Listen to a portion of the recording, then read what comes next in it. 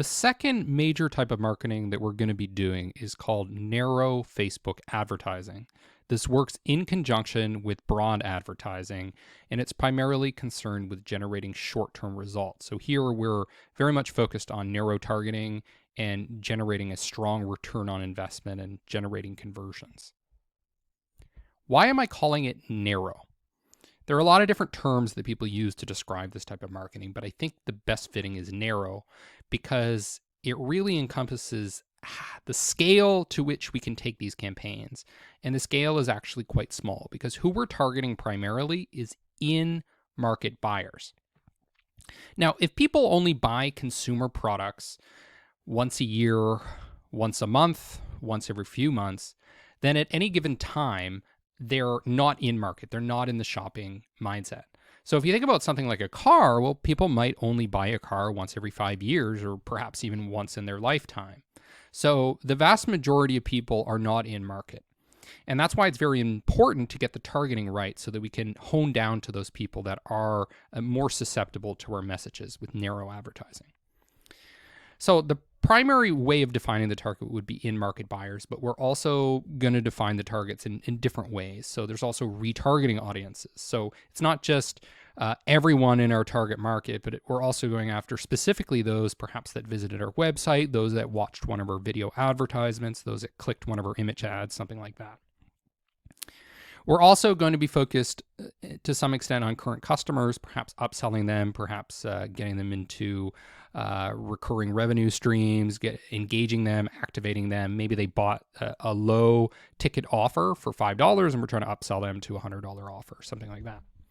Another thing that we're doing is we may rely on intent data. So get data on people that we believe have the intent to buy. In other words, they're in market.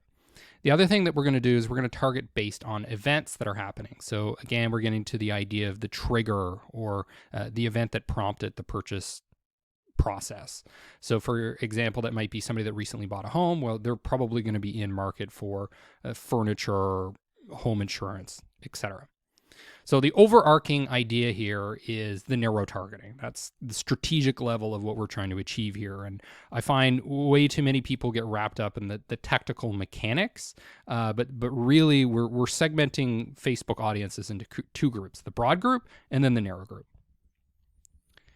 And because of that difference, the key challenge is really separating out the in-market consumers from that larger group. That's one of the keys to success when you're trying to run these profitable performance marketing campaigns on Facebook.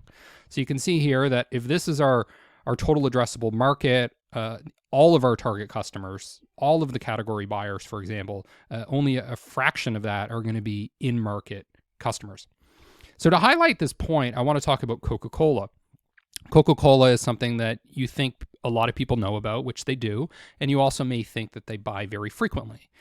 But Coca-Cola actually defines a heavy user as someone that consumes more than 2 times per year.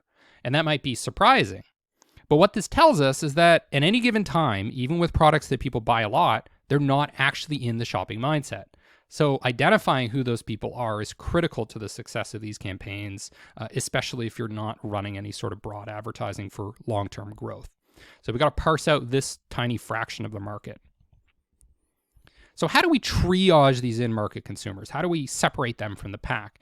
And I'm going to talk about 3 major ways, and then I'm going to go into details later about some examples of how we can achieve that.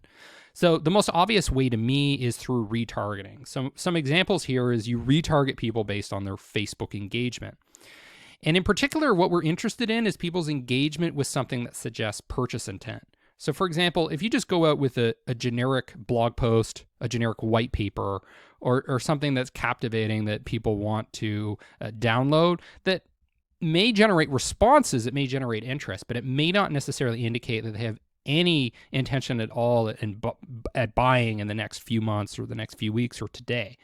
So that's going to be key, is what are they engaging with, and does it actually suggest that they could be in market for what we're selling?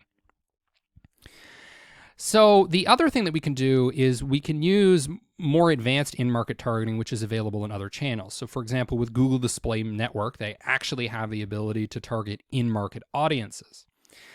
With Google pay-per-click search, we can see based on what keywords people are typing in, what they're searching, perhaps that they are in market. For example, if they type in buy. So there are two ways in which Google helps us target in-market consumers based on what they're searching, which can be done through Google search ads as well as the display ads. And then there's the in-market targeting, which we do through Google display ads. The other option is the YouTube ad. So YouTube would have the same targeting options essentially that we have with Google Display Network. We can target in-market audiences. We can also just target people based on the types of websites that they visit or keywords that they're searching. And then what we do is we retarget those people, the people that came in through YouTube, came in through Google, we retarget them using Facebook. So as an example, anyone that visited your website and happened to come in through Google or YouTube, we would send them Facebook ads. Another retargeting option is simply going after website traffic. So it may not necessarily be everyone that visits your website, but perhaps you have a specific campaign targeting people that visited a certain page on your website or a certain section. So for example, if it's men's apparel, then you could retarget them with ads with more men's apparel. So retargeting is one way to triage in-market consumers. Another way is by using imported lists. So for example, you may have an internal list based on your CRM. So you can go into Zoho or Salesforce, whatever you have. You may have people and you may be tracking your own data to show that they may potentially be in market. Maybe they downloaded a buyer's guide to sports cars or something like that. So you can import them. You could import, for example, all the leads in your database, people who started a live chat with your sales team if you're selling an expensive product and you have a sales team, or you could retarget anybody who asks about price, because that would suggest that perhaps they're in the buying mindset, or as per above, we could target people that visited the pricing page. Another thing that we can do is we can just compile or purchase our own list. We can, for example, just buy the list outright, or we can purchase a database subscription that gives us access to people that may potentially buy. We can also rely and pay for intent data. Now, the last example I have here is trigger targeting. So trigger targeting, basically we're targeting people based on some sort of event that's happened. For example, with Facebook, we're able to target people who recently got a job.